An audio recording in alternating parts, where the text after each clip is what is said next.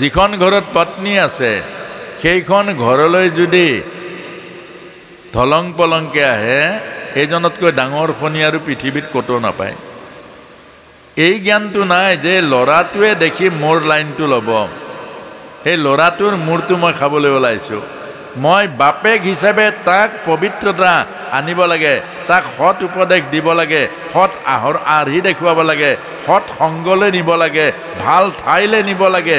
বাপেকৰ দায়িত্ব আৰু কৰ্তব্য।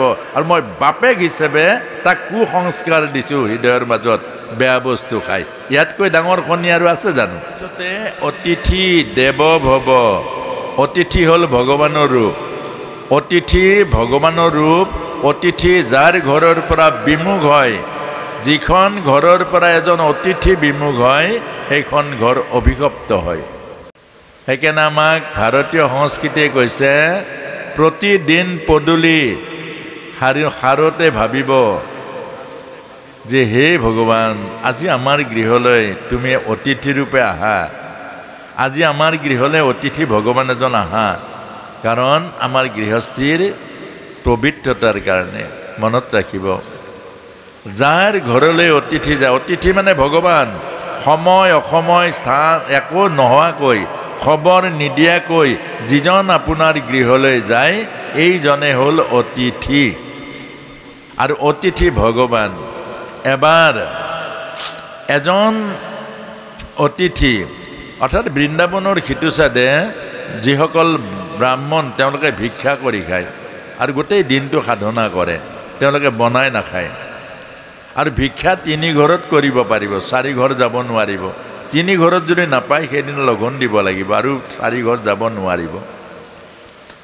তে এঘৰ গৃহস্থিতে গ'ল, ভৱতী মাতে ভিক্ষাং দেহি। এজনী ছোৱালী আছিলে, সৰু ছোৱালী। তাই ক'লে ঘৰত কোনো নাই বাবা, একো দিব নোৱাৰোঁ। তেতিয়া সেই অতিথিজনে ক'লে চোতালৰ পৰা এমুঠি ধূলি দিয়া, চোতালৰ পৰা এমুঠি ধূলি দিয়া। এই ধূলি এমুঠি দিলে আৰু ধূলিমুঠি ল'লে, লৈ আহিলে, বাট পালে। বাট পাওঁতে শিষ্যজনে সুধিছে যে গুৰুদেৱ, ভিক্ষা বাকীবোৰ জানো, কিন্তু এই ধূলি ভিক্ষা এইটো কি আকৌ? কৈছে তাইৰ দিয়া হাত দুখন ওলাই থাকক, তাইৰ দিয়া হাত দুখন যাতে হেৰাই নাযায়, এই কাৰণে এই ধূলি ভিক্ষাটো লৈছোঁ। আজি তাই যদি ঘূৰাই পঠিয়ায় পাছলৈ তাইৰ এইটো স্বভাৱ হ'ব আৰু এদিন অভ্যাস হৈ যাব। আৰু কোনোবা আহিলে নাই নাই নাই নাই, এতিয়া আমাৰ বহু প্ৰমাণ কৰি চাওক, আমাৰ বহুৰ মুখত অকল নাই নাই নাই নাই, এই পইচা নাই, পাতি নাই, ধন নাই, অমুক নাই, তমুক নাই। যদি ব্লাউজো 20টামান 25টামান আছে, নাই নাই মোৰ ব্লাউজ নাইয়ে নহয়, নাই নাই। এইকাৰণে কৈছে দিয়া হাত দুখন যাৰ আছে এইজন জীৱ ভাৱনা, দেহৰ হাত দুখন আৰু জীৱৰ হাত 4খন। সেইকাৰণে আমাক কৈছে আই মাতৃসকলে অতিথি কামনা কৰিব, অতিথি আশীৰ্বাদ দিবলৈ যায়। যাৰ ঘৰত অতিথি নাযায়, যাৰ ঘৰত অতিথিৰ পদাৰ্পণ নহয়, সেইখনক শ্মশান খালী বুলি কৈছেগৈ। তাত সুখ শান্তি কেতিয়াও নহয়। গতিকে মনত ৰাখিব, অতিথিৰ কাৰণে এখন সদায় বিচনা ৰাখিব। আপুনি চাবচোন, ঘৰ বনাওক, এটা অতিথিৰ কাৰণে বনাব, বাহিৰৰ ফালে দৰ্জা দিব, বাহিৰত এটা তেওঁ চলিবৰ কাৰণে যি যোগাৰ লাগে তাত দিব। গতিকে অতিথি আপোনাৰ কাৰণে ভগৱান হৈ পৰিব। কিন্তু আপোনাৰ ঘৰত অতিথি ৰখা জগাই নাই। আপুনি থকা ঘৰটো বনালে অতিথিৰ কাৰণে বনাইছে জানো? তেতিয়াহ'লে অতিথি কেনেকৈ যাব? আপোনাৰ ঘৰত সুন্দৰ অলপ বাচন বৰ্তন ৰাখক, কোনোবা গাঁৱলৈ গুৰু গোসাঁই আহিলে যাতে আপোনাৰ ঘৰলৈ যাব পাৰে, প্ৰত্যেকৰ ঘৰ। তেতিয়া আপুনি মাতি মাতি নিব, প্ৰভু বলকচোন বলক আমাৰ ঘৰলৈ বলক, প্ৰভু বলকচোন বলক আমাৰ ঘৰলৈ বলক। কেলে আপোনাৰ যোগাৰ আছে। কিন্তু আমাৰ যি বহুত এতিয়া বৰ্তমান কলি যুগত এখন এখন গাঁৱত এজন অতিথি ৰাখিব পৰা ব্যৱস্থা নাই। তেতিয়া ভগৱান কেনেকৈ ৰাখিব? সাধাৰণ অতিথি এজনক ৰাখিবৰ কাৰণে ব্যৱস্থা নাই। আচ্ছা, ভগৱান আহিলে আপোনাৰ ঘৰলৈ, তেতিয়া আপুনি ৰাখিব জানো? ক'ত ৰাখিব? এজন ভকতক খুৱাবৰ কাৰণে আপোনাৰ ঘৰত সামৰ্থ্য নাই, ভয় কৰে, তে ভগৱান গ'লে কি হ'ব? এটা প্ৰশ্নটো হ'ল, এজন ভকত হ'ল ভগৱানৰ সখী, তে ভগৱান গ'লে কি হ'ব? আপুনিতো ক'বলৈ নাই নাই প্ৰভু আমি ৰাখিব নোৱাৰোঁ, তে ভগৱানকে পাবৰ কাৰণে বিচাৰি আছে আৰু ভগৱান গ'লে ক'ব লাগিব নাই নাই নাই আমি ৰাখিব নোৱাৰোঁ। এইটোৱে বুজাইছে লখিমী বোৱাৰী অতিথি সেৱা। অতিথি সেৱা, কোনোবা এঘৰ গৃহস্থী আলহীলৈ গ'ল, পানী এগিলাচ নোখোৱাকৈ ঘূৰাই নপঠিয়াব। পানীৰ অসুবিধা নাই, এগিলাচ পানী দিব। প্ৰথম কামটো হ'ল এজন অতিথি গ'ল, পানী এগিলাচ প্ৰথম দি ল'ব। এখন ঘৰৰ পৰা অতিথি যদি খালী মুখে যাব লাগে, সেই ঘৰখন সদায় খালী হৈ থাকে। গতিকে কোনোবা মাছ বেপাৰী এটাই গ'ল, মনত ৰাখিব, অ' পাই ৰ'বা পানী এগিলাচ খাই যোৱা, কি লোকচান হ'ব? কিবা লোকচান হ'ব নেকি? আপোনাৰ স্বভাৱটো ভাল হ'ব, যে মাতৃত্বৰ স্বভাৱ, মাছ বেপাৰীটোৰ প্ৰতিও আপোনাৰ মৰম জাগিব। কোনোবা এজন যিকোনো মানুহ পালে ৰাস্তাত এনেই ক'ব, বয়সস্থ এজন আহিলে যে অ' প্ৰভু ক'ৰ পৰা আহিলেনো? আহকচোন, আহক আহক আহক, আমাৰ ঘৰলৈ যাওঁ, আহক আহক। ইমান ৰ'দত আপুনি ক'ৰ পৰা আহিলেনো? আপুনি একদম মোৰ দেউতাৰ নিচিনা, আপুনি বলকচোন আমাৰ ঘৰলৈ। আপোনাৰ এতিয়া হৃদয়খন কিমান প্ৰেম আহিব এবাৰ ভাবি চাওকচোন। ইমান প্ৰেম আহিব, দেউতাই হৈ পৰিব। আৰু দেউতা হৈ পৰাৰ লগে আপুনি যাই বিচি দিয়ক, অকণমান দেউতাৰ নিচিনা ভাৱ আহিলে বিচি দিয়ক, তাৰ পাছতে ভৰি হাত ধুবলৈ পানী দিয়ক, যি আছে কিবা অকণমান খাবলৈ দিয়ক, মধুৰ জিভাখন আছে ধুনীয়াকৈ কথা পাতক, তাৰ পাছতে পদূলিলে আপুনি পঠিয়াই দিয়ক যি আছে কিবা অকণমান দি, সেইজনে গোটেই বাটটো আশীৰ্বাদ দিব যে বৰ ভাল লাগিল বোৱাৰীজনী, কেনেকৈনো তাই মোক নিজৰ জীৰ নিচিনা, কিমাননো আলপৈচান ধৰিলেও, কিমাননো মোক বিচি দিলেও তাইৰ মংগল হ'ব দেই। 50টা সকাম নাপাতিলে হ'ব আপোনাৰ, এইটোতেই 14 পুৰুষৰ ফল পাব। এইবোৰ লখিমী বোৱাৰী। ইয়াত পইচা নালাগে, জীৱন সাধনাত পইচা নালাগে। পইচা ধন অনৰ্থৰ মূল। যিমান ধনেৰে মানুহক কিনিব নোৱাৰি, ধনেৰে ভগৱানক কিনিব নোৱাৰি, ধনেৰে দেৱ দেৱীক সন্তুষ্ট কৰিব নোৱাৰে, লোভীয়া মানুহক খুৱাই সন্তুষ্ট। আমাৰ লাগে সেৱা আৰু পবিত্ৰ হৃদয়ৰ ভাৱনা। ধনেৰে নাপায় ভগৱানক। এবাৰ সত্যভামা আৰু ৰুক্মিণী মায়ে ভগৱানৰ 1 নম্বৰ ৰুক্মিণী মা, কেলে টোপোলা বন্ধা। এতিয়া সত্যভামাৰ মনত মাজতে অকণমান এনেকুৱা এটা ভাৱ আহে আৰু হিংসা এটা আহে যে মোতকৈ ভগৱান ৰুক্মিণীৰ ওচৰলৈ বেছিকৈ যায়, অলপ বেছি মৰম কৰে। সেইকাৰণে মনটো মাৰি বহি আছে। দেৱৰ্ষি নাৰদ গ'ল, দেৱৰ্ষি নাৰদ গৈ দেখিলে সত্যভামা মাৰ মনটো বৰ, কৃষ্ণৰ পত্নীৰ মন বেয়া, এইটো ভাবিবই নোৱাৰে। কৃষ্ণৰ পত্নী যি জগতৰ ঈশ্বৰক স্বামী কৰি পালে, এই জগতৰ ঈশ্বৰক স্বামী কৰি পোৱাৰ পাছত মন বেয়া, কথাটো কি? নাৰদ মুনিৰ বহুত ৰস লাগিলে। ৰস লাগি সুধিলে, মা কি হ'ল? মনৰ মাজত দেখোন নাই আনন্দ নাই। বোলে দেৱৰ্ষি কথা এটা। বোলে কি?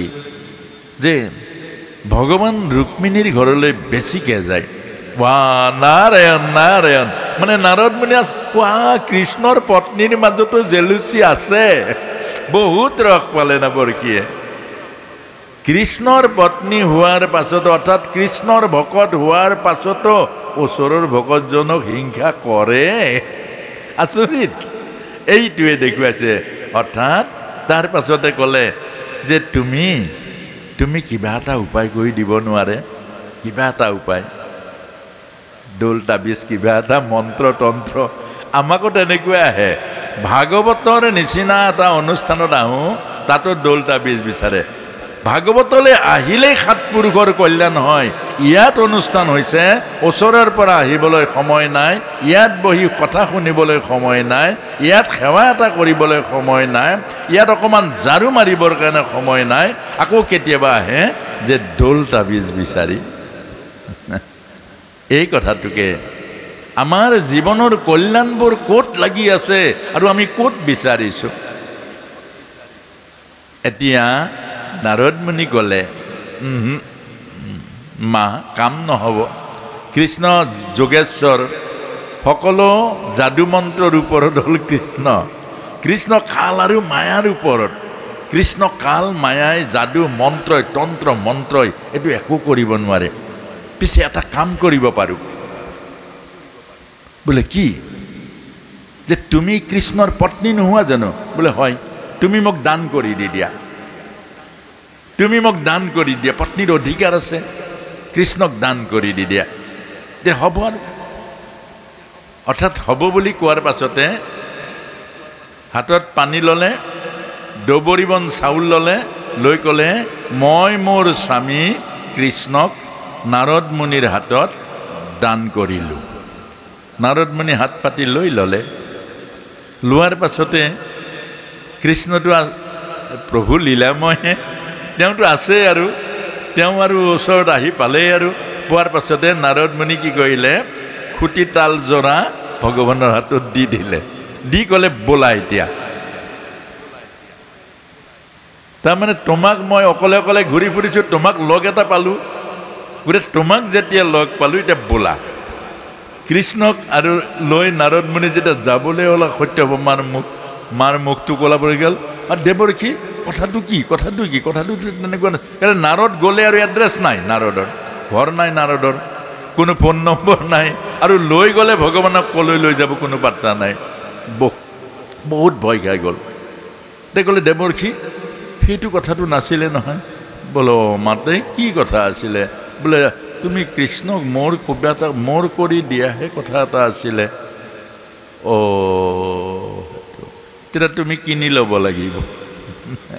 তুমি এতিয়া কিনি ল'ব লাগিব, ওজন কৰি ল'ব লাগিব। বোলে কি? যে এই কটা তোলা শ্ৰেণীত বহুৱাই দিম, এফালে কৃষ্ণ এফালে ধন দিব লাগিব। তেতিয়া ভগৱান কৃষ্ণক এই তোলা শ্ৰেণীৰ এফালে বহুৱাই দিলে। সত্যভামাই ক'লে কোনো অসুবিধা নাই, কেলে ট্ৰাংকে ট্ৰাংকে আছে সত্যভামাৰ তাত। হীৰা মাণিক মুকুতা স্বৰ্ণ যিবিলাক মুদ্ৰা কিমান কোটি কোটি আছে। ভগৱান কৃষ্ণ পত্নী নহয় জানো? এই কোনো চিন্তা নাই। আমাৰ ধনীবিলাকে পটকে কোনো চিন্তা নাই, ৰুটি ভাজি পনীৰ খুৱাই দিম, ভকত লাইন লাগি যাব। সঁচাকৈ লাইন লাগিছে এতিয়া। আকৌ এতিয়া গাঁৱত ভকত নাথাকে, আকৌ টাউনলৈ যায়। কেলে ৰুটি ভাজি পনীৰ যিটো সোৱাদকৈ বনায়, মছলা দি কাৰিকৰে একদম পুৰা দি দিয়ে। এইটো এতিয়া তাৰ পাছতে সত্যভামাই দি আছে চন্দুকে খালী আছে। আকৌ লৰাই চাই লৰচৰ নহয়। আকৌ যিমান আছে আনি দিয়ে, আকৌ লৰাই চাই লৰচৰ নহয়। দি সত্যভামা মাৰ সমস্ত তেজৰি শেষ হৈ গ'ল। তেতিয়া বিমুখ হৈ গ'ল। আৰে কি হ'ল? কৃষ্ণ এইটো মানুহ 5 ফুট 5.5 ফুটৰ এইটো মানুহটো ইমান গধুৰ কেনেকৈ হ'ল যে শেষত গৈ বিপদ নাই, লৰচৰ কৰিব। তাৰ পাছত ৰুক্মিণী মাৰ ওচৰত গৈছে। এইটোৱে প্ৰায়শ্চিত্ত। আপোনাৰ মোকো কৈছে এইটো অহংকাৰত ভগৱান নাপায়। আৰু যেতিয়া ভকতৰ চৰণত কাৰোবাৰ অপৰাধ লাগিব, যিমান ভক্তি কৰক আপোনাৰ ভক্তি কাম নকৰিব। সেইজনৰ ওচৰত আপুনি ক্ষমা খুজিব লাগিব, তেতিয়া কাম হ'ব। কোনোবাক যদি সন্তৰ চৰণত যদি অপৰাধ কৰে আপুনি হাজাৰ ভক্তি কৰক, আপোনাৰ মন কেন্দ্ৰীভূত নহয়, আপোনাৰ মন চেলেং পেটেং হ'ব, আপুনি ভক্তি কৰিব নোৱাৰে। শেষত গৈ ৰুক্মিণী মাৰ ওচৰত ক'লে বাইদেউ বহুত ডাঙৰ কথা হ'ল। বোলে কি? মোৰ তোমাৰ প্ৰতি বেয়া ভাৱ আহিলে। এইটো প্ৰায়শ্চিত্ত। মোৰ তোমাৰ প্ৰতি বেয়া ভাৱ আহিলে যে ভগৱান তোমাৰ ওচৰত বেছিকৈ যায় বুলি ভাবি মই আকৌ এই নাৰদ মুনি আহিলে নাৰদ মুনিকে এটা কথাটো ক'লোঁ নাৰদ মুনি ক'লে বোলে মোক দান কৰি দিব লাগে আৰু মই দান কৰি দিলোঁ ভগৱানক এতিয়া তাৰপাছত তেওঁ লৈ যাবলৈ ওলাইছে ভগৱানক মোৰ ভয় লাগিলে লৈ গ'লে ক'লৈ লৈ যাব ঠিকনা নাই এতিয়া শেষত গৈ ক'লে জুখি ল'ব লাগে আৰু মই ভাবিলোঁ কি জুখিলে লৈ পাৰিম মোৰ চব আছে আৰু বহাই দিলে দি মোৰ তেজৰি খালী হৈ গ'ল কি যাদু লাগিলে কাটা পাল্লাখন লৰ চৰ নকৰে এতিয়া তুমি ৰুক্মিণী মা মিচিককৈ হাঁহি এটা মাৰিলে তুলসীৰ পাত এটা লৈ আনিলে আৰু এই তুলসীৰ পাতটো পাল্লাখনত দিলে কপককৈ ডাং খাই গুচি গ'ল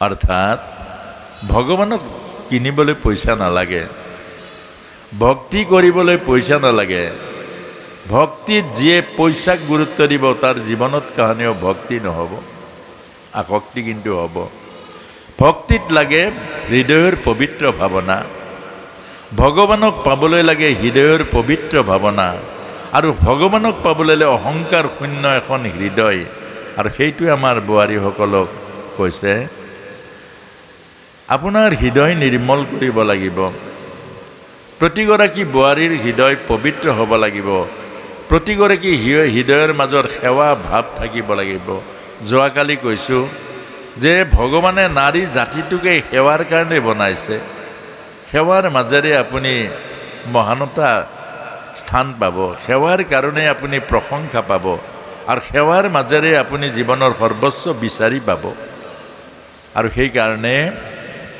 আমাক এই কাহিনীটোৰে কৈছে এজনী লখিমী বোৱাৰী হ'বলৈ এইখিনি গুণৰ অধিকাৰী হ'ব লাগিব এতিয়া আৰু এটা আছে আচ্ছা কথাবোৰ কাহিনী ৰূপে নুশুনিব আকৌ এইখিনি কৰিব লাগিব এইখিনি কৰিলে ফল পাব প্ৰেক্টিকেল নকৰিলে তাৰ পৰা একো ফল নাপায় মই কথাবোৰ কোৱা মোৰো সময় নষ্ট হ'ব আপোনাৰ হ'বৰো কামত নাহিব এটা তাৰ পাছত আৰু কৈছে কি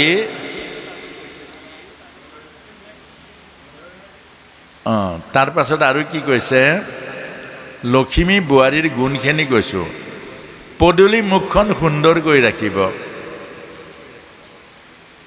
আমাৰ ঘৰৰ পদূলি মুখখন ধুনীয়াকৈ ৰাখিব ফুল চুল দুখন ফুলনি ৰাখিব কেলে ঘৰৰ পদূলিটো যাৰ সুন্দৰ ৰাস্তাৰে যোৱা মানুহে আশীৰ্বাদ দি যায় আৰু ঘৰৰ পদূলি যাৰ লেতেৰা ৰাস্তাৰে যোৱা ভকতে অভিশাপ দি যায়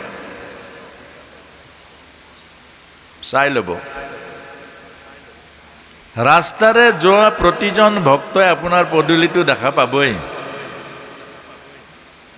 আপোনাৰ পদূলিটো যদি ধুনীয়া ফুলনি আছে ধুনীয়াকৈ ৰাখিছে তেতিয়া আপোনাক আশীৰ্বাদ দিব মানুহঘৰ বৰ ভাল দেই বোৱাৰীজনী কি চাগে সুন্দৰ ইমান সুন্দৰকৈ ফুলনি ৰাখিছে ইমান সুন্দৰ ইহঁতৰ মংগল হ'ব ইহঁতৰ কল্যাণ হ'ব শুভ দৃষ্টি পৰিব শুভ দৃষ্টিয়েই হ'ল আশীৰ্বাদ আৰু যদি লেতেৰা কৰি থয় প্ৰতিজন মানুহ ইহঁত সঁচাকৈ বহুত লেতেৰা মানুহ দেই এই পদূলিটো ঘৰৰ পদূলিটো ইমান লেতেৰা কৰি ৰাখিছে ইয়াত বহুত লেতেৰা মানুহ হৰমুখে নৰমুখে সমান আকৌ কৈছোঁ হৰমুখ আৰু নৰমুখ হৰ মানে শিৱ আৰু নৰ মানে জীৱ গতিকে এই যিটো অশুভ দৃষ্টি পৰিব আপোনাৰ ঘৰৰ প্ৰতি বহুতে কয় যে শনিয়ে ধৰিছে ৰাহুৱে ধৰিছে শনি ৰাহু নাই এইবিলাক শনি ক'ৰ পৰা ধৰিব শনি দেখিছে নেকি কোনোবাই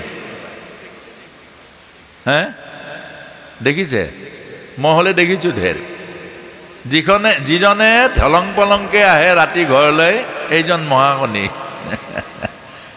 যিখন ঘৰলৈ ল'ৰা আছে ছোৱালী আছে যিখন ঘৰত পত্নী আছে সেইখন ঘৰলৈ যদি ধলং পলংকৈ আহে সেইজনতকৈ ডাঙৰ শনি আৰু পৃথিৱীত ক'তো নাপায় এই জ্ঞানটো নাই যে ল'ৰাটোৱে দেখি মোৰ লাইনটো ল'ব সেই ল'ৰাটোৰ মূৰটো মই খাবলৈ ওলাইছোঁ মই বাপেক হিচাপে তাক পবিত্ৰতা আনিব লাগে, তাক সৎ উপদেশ দিব লাগে, সৎ আৰ্হি দেখুৱাব লাগে, সৎ সংগলৈ নিব লাগে, ভাল ঠাইলৈ নিব লাগে। বাপেকৰ দায়িত্ব আৰু কৰ্তব্য। আৰু মই বাপেক হিচাপে তাক কুসংস্কাৰ দিছোঁ হৃদয়ৰ মাজত বেয়া বস্তু খাই। ইয়াতকৈ ডাঙৰ খনি আৰু আছে জানো? গধূলি প্ৰাৰ্থনা কৰিব লাগে চব পৰিয়ালটো মিলি। মইতো আৰু গিৰিয়েক ঘৈণীয়েক লগাইছে কাজিয়া কীৰ্তন। বাহ, তাতকৈ শনি ৰাহু আৰু কিবা আছে? এইটোৱে ৰাহু, এইটোৱে শনি। নিয়মত থাকক। শনি ৰাহু কেতু আপোনাৰ জীৱনলৈকে কেতিয়াও নাহে। আৰু সেই কথাটোৱে কৈছে যে আপুনিয়ে শনি, আপুনিয়ে ৰাহু, আপুনিয়ে কেতু, আপুনিয়ে শিৱ, আপুনিয়ে ভগৱান কৃষ্ণ, আপোনাতেই চব দেৱ দেৱী আছে। মোক বাদ দি জগতত একো বস্তু নাই। এই 14 ব্ৰহ্মাণ্ডৰ যিটো শৰীৰ, এই তলত 7 খলপ, ওপৰত 7 খলপ, ওপৰৰ ফালে স্বৰ্গ আৰু তলৰ ফালে পাতাল, সুতল, ৰসাতল, তলাতল।